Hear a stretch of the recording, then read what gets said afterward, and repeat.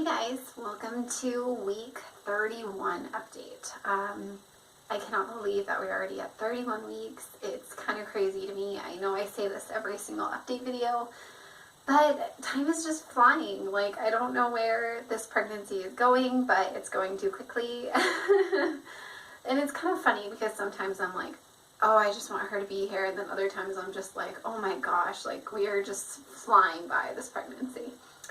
I do have a lot to update you guys on this week, but yeah, let's get right into it. So this week we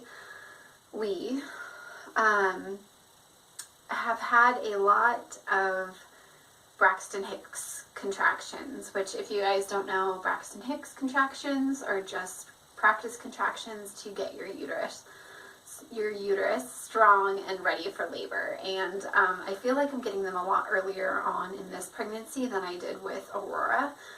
And I hear that's very common, that things happen a lot faster with second pregnancies and third pregnancies, fourth pregnancies, and as you go on, and that they also start happening sooner. And so it kind of makes sense that I would be having so many this early on. But a few times, 2 or 3 times this past week, I've had really, really, really painful ones, and that's not normal. Like, it's normal to have cramping and stuff because your body's growing and it hurts, and I think I know the difference between growing pains, which just are kind of like ooh, like it feels tight and it's like achy, versus it's shooting up my back, it's shooting down my legs, it's starting at the top of my stomach and shooting down all the way to that area. And so when I feel those and I'm standing up, it almost takes the wind out of me. Like, I feel like I can't even talk, I can't even think, and it's really scary. And it's happened 2 or 3 times, like I said, this week to me. And it's just been really tough because it's hard when you don't want to go into the hospital because you know that you're not in labor. Like, I know that I'm not in labor because it's not consistently happening and then getting more and more and more and more intense. But when I'm walking too much or I am on my feet too much, and by too much I mean even 15 minutes. 15 minutes seems like a lot. And so just walking around for 15 minutes, I start to get those shooting, stabbing pains, and I can just feel it radiating in my stomach, and I just have to stop, and it hurts.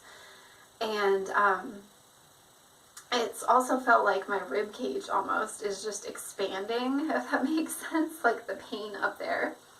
And so I was very concerned. We ended up going into we did go into the emergency room because my doctor's office was closed. It was 7:30 at night, and I was 30 weeks, 5 days or something like that. And we were out to dinner with some of our family, and I started getting contractions, painful ones, at 7:30, and it was pretty intense, but we wanted to go to dinner with our family, so I just kind of breathed through it, and then they seemed to go away. They seemed to be dull. They were just normal contractions, you know. They were a little bit painful, but it was nothing too much. And we ended up going to dinner. Well, during dinner, I ended up lifting a high chair, which you probably shouldn't do, but like in the restaurants, you know, they have high chairs. I ended up picking it up, and I had Aurora in my other hand, and I just wasn't thinking about it. And so I put it down, and I was like, oh, you know, I need my husband, you know, to move this for me. So I asked Brett to move the high chair for me. But after I lifted it, I started getting those really big stabbing pains again, and so I'm like, okay, we gotta go. And so we told the family that we needed to leave and that we needed to get heading home and, you know, to get Aurora to bed and everything so I could relax. As soon as we got into the car, which usually, like, walking around, if you have Braxton Hicks, walking around is good for you because it'll get, you know, they should stop being intense. As soon as we walked to the car and I sat down, they were super intense. Like, they were getting worse and worse to the point where I was just like, okay, we're having this baby today. Like, okay, like, I'm freaking out. And so we called everyone that needed to come back and watch Aurora. We put Aurora to sleep. We got all of our bags packed. We got the car seat and everything. And we put it all in the car. And as soon as they got here, we left straight to the emergency room. And I was holding on to the door.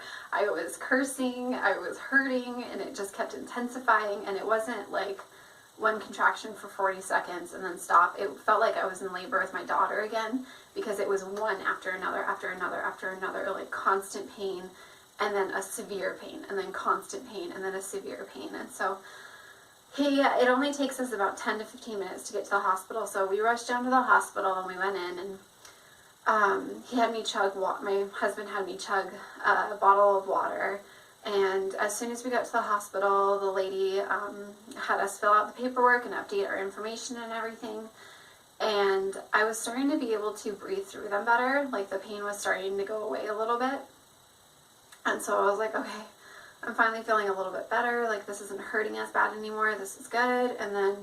And it took us about 10 to 15 minutes to even check into the hospital, because there was a person in front of us, and so I had to stand there and wait for that person, and then I had to refill out all of my information, so that was kind of a bummer because I wasn't expecting to be in there. And so they finally get me in, they get me into the bed, into the room, and they have me get on the bed and, you know, take my pants off and put the monitors on, and we can hear baby's heart rate. And so they monitor me around 8 o'clock, and I'm still having contractions. They can see them on the monitor, and so they say, okay, we're going to bring an IV in.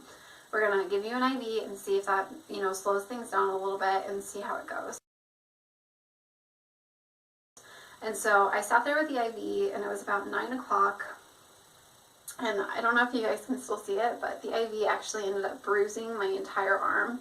It was the most painful IV I've ever had. I think she might have hit a nerve or something, because for 2 days I couldn't even move my arm. But that's a whole nother story. So we're in there, and I get the IV, and it takes about an hour, and then they come back in and they say, well, you're still having little contractions, but as you can see, and she pointed to the monitor, she's like, they've slowed down a lot, and how do you feel? And I felt a million times better. So what I really think it was is a combination of, one, all the stress that I've been going through this week, two, the amount of work that I've been doing on my feet and stuff, and then three, dehydration. And I think all those factors were causing me to have those contractions. Now, they did not check me to see if I dilated, and I really honestly wanted them to, and I had a doctor's appointment with my OB the next day. So I said, okay, if they don't want to check me, then I'll talk to my doctor about it. But when I went to my doctor's appointment the next day, my doctor was in the middle of delivering a baby. And she always knows that my appointments usually go by very quickly.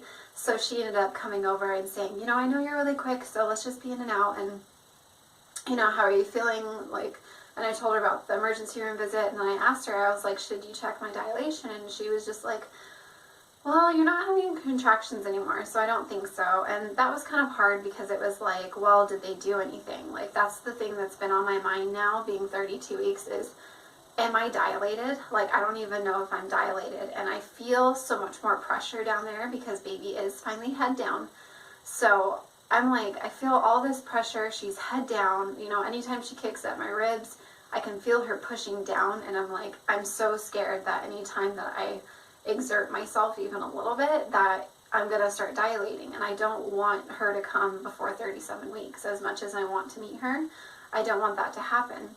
And so I've just been trying to take it as easy as I can, and as much as raspberry leaf tea doesn't really affect you if you're only taking a cup to half a cup a day, I even stopped drinking raspberry leaf tea. The only thing that I've been doing different is I've been using olive oil to basically prepare my body again for stretching so I don't tear. And so every night I'll use olive oil in that area to make sure that area is very moisturized and make sure it's very elastic and ready to go for labor, so that I have a quick recovery again.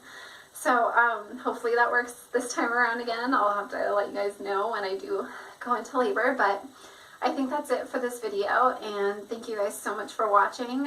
Sorry if it's a little bit long and if it was just kind of that one thing, but yeah, I think it's just been, oh, and hot flashes. I'll put that in there really quick. I've been having really bad hot flashes, a little bit less movement from her, and I haven't been hungry. I have been absolutely food, like, aversion, like, nothing really sounds good. It's getting very hard to eat and stuff, so that's another symptom that I've been having. But yeah, guys, thank you so much for watching. I'm very out of breath. I will see you guys for our 32-week update, hopefully. And yeah, if you guys haven't already, please subscribe, and big thumbs up if you guys like this video. And yeah, we'll see you guys next week. Bye.